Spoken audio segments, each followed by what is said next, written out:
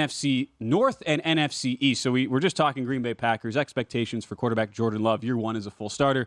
Seeing right now, latest odds, Lions plus 140, Vikings plus 275. You have the Bears and Pack each at 4-1. Packers have gotten some long shot interest. They were at 5-1 in some shops at one point, Michael.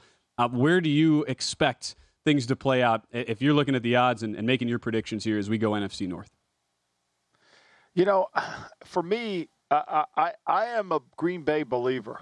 I really am. I know we just talked about him in the last segment, but I go back to defense, right? And I think at plus 400, I mean, the fact that the Packers and the Bears have the same win total, to me, is beyond bizarre. Like, how is that possible, right?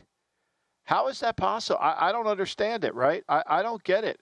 So I think their defense is good. I'm counting on Love being a good player, right? I'm counting on Love not being a superstar. I'm just counting on him executing the offense, not turning the ball over, which Rodgers did last year. I'm counting on A.J. Dillon and Aaron Jones and those young receivers to take a giant step up. Now, I'm concerned about Matt LaFleur and his game management and game planning, but I think the defense is really undervalued. No, I completely agree. It's funny how you look at some of like the positional rankings, and most people would rank Jordan Love, in the bottom 5 or 6 starting quarterbacks in the NFL simply because of the lack of experience in the unknown.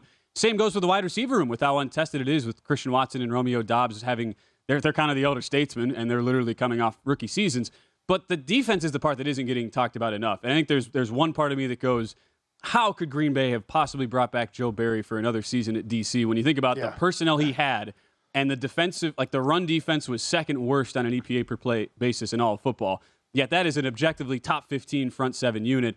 Granted, you had Rashawn Gary with the ACL injury. He is coming back this season off of that. But you have Kenny Clark. You add Lucas Van Ness into that edge situation coming in as a rookie this year. Devontae Wyatt barely got on the field in 2022. So there's also a part of me that thinks there's no way that the run defense and the defense as a whole can possibly be that bad. And if you're projecting positive regression back to the mean, despite Barry still being there as DC, then you have to probably power rate the Packers at the very least, like right there with Detroit as a co-favorite to start the season.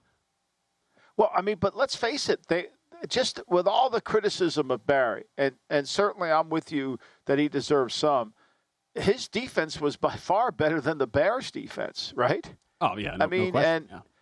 And let's just take the Bears and the Packers. They're both at 7.5 win total. I mean, the Packers will have a passing game. We're not sure about the Bears. We think because they have DJ Moore, this is going to enhance their passing game. Look, both teams, we know the Bears can run the ball. The Bears only threw the ball 22 times on average last year. Nobody wants to talk about that. Nobody talks. They were behind. They were the last in the National Football League in being behind the most. And they were also the last in terms of throwing the most. That's pretty relevant. That's pretty significant, right?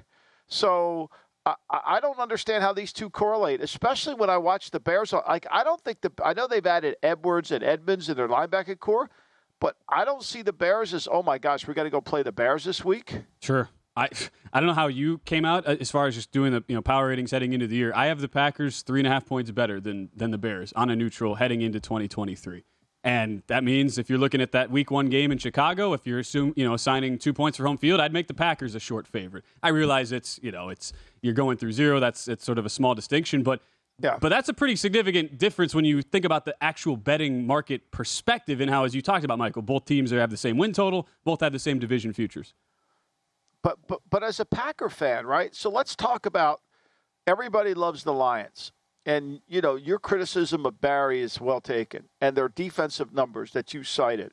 But in the 2 games they played against this really explosive Detroit offense, they only gave up 34 points, right? And one of those games they should have won. They gave up 16. And how many turnovers did you count in the red zone in that game? I think they had 3, didn't they? It still gives me some PTSD. I know it does. As a Packer fan, I'm sure it drives you crazy, you know? So, why are we – and the Packers finished stronger. I know they didn't win the last game against Detroit, but they were starting to play better as the year went. Once Jai Alexander was healthy, they were coming around. But to me, I don't understand how they play the Lions as close as they do, and yet they're even with the Bears. I don't get that. I really don't. The reality, if you look at all 4 teams in the NFC North, and it's not like there's been dramatic overhaul of the personnel. All 4 teams, if you look at like a yard per play perspective on defense last year, Packers were tied for 27th, Lions were 32nd, Vikings were tied for 29th, Bears were 31st. There's not a good defense out there, and I'd argue that Packers are the one that at least have the ceiling and the personnel to be much, much better than the rest. So we're going Packers 4-1. And I like where your thoughts at, Michael. I completely support that, even though I have some reservations about Joe Barry as a DC. Let's get to the NFC East. I have more about LaFleur. I get it. Yeah. Go to VSiN.com/subscribe to become a VSiN Pro subscriber today.